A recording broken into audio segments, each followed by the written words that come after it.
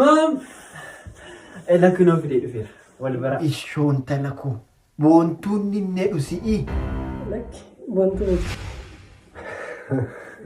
Eenyu na wantuun immoo?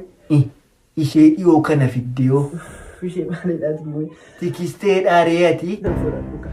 Tikistee? Tikistee maqaa masooti moggaasuu isheedha. Tikistee miti. Heewu dharee ani walii masii wallaalatoo. Uni manatti jijjiirta saanoo baay'ee. Baay'eedha isaan. Baasirriifama. Eessadhatti erga dhuftee immoo buna dhugdee agartu. Tikistee. Tikistee miti.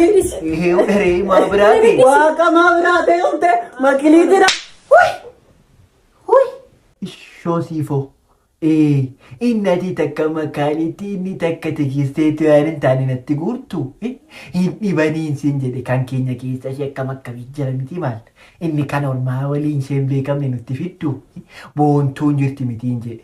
Ibsa abbadinaan jedhe. Mu.